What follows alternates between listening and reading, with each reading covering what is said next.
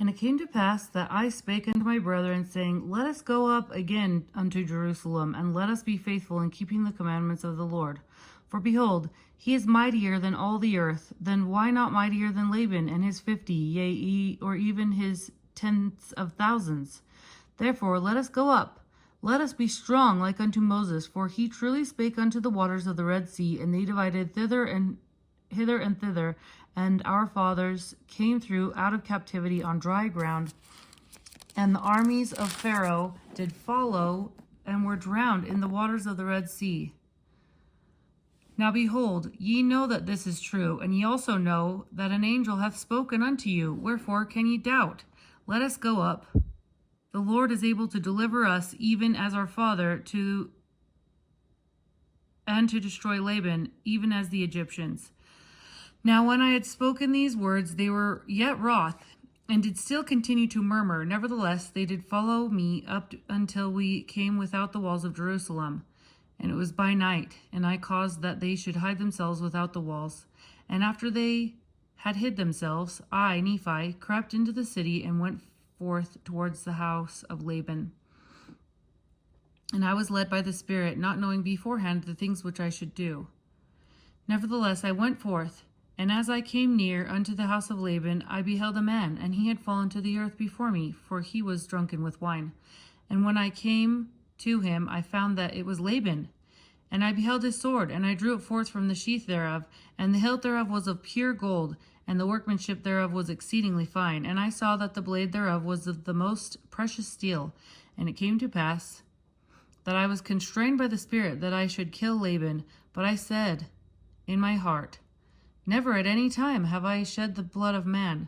And I shrunk, and I would not that I might slay him.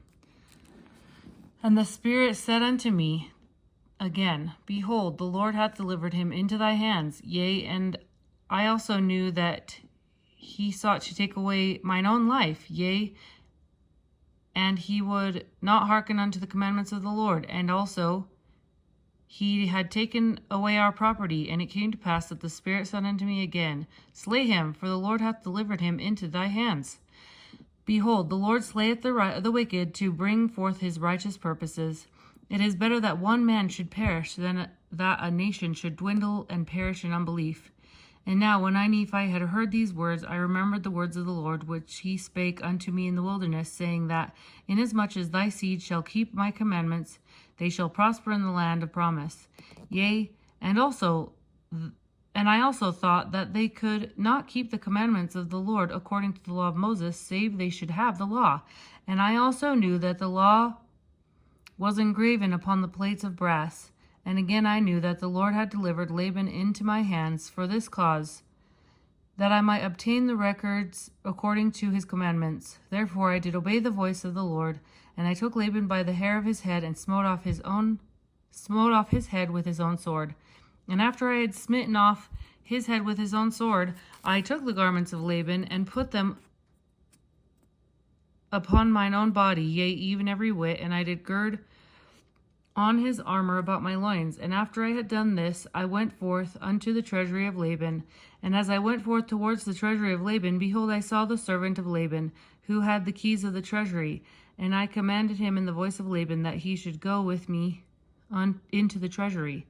And he supposed me to be his master Laban, for he beheld the garments and also the sword girded about my loins. And he spake unto me concerning the elders of the Jews, he knowing that his master Laban had been out by night among them.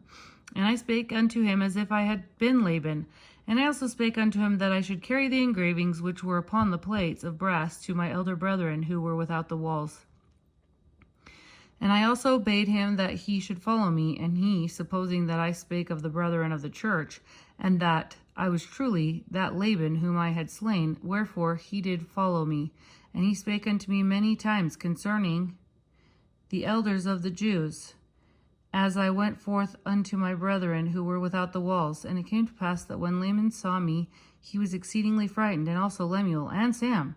And they fled from before my presence, for they supposed it was Laban, and that he had slain me, and had sought to take away their lives also. And it came to pass that I called after them, and they did hear me. Wherefore they did cease to flee from my presence. And it came to pass that when the servant of Laban beheld my brethren, he began to tremble, and was about to flee from before me, and return to the city of Jerusalem. And now I, Nephi, being a man large in stature, and also having received much strength of the Lord, therefore I did seize upon the servant of Laban, and held him, that he should not flee. And it came to pass that I spake unto him, that if he would hearken unto my words, as the Lord liveth, and as I live, even so, if he would hearken unto our words, we would spare his life.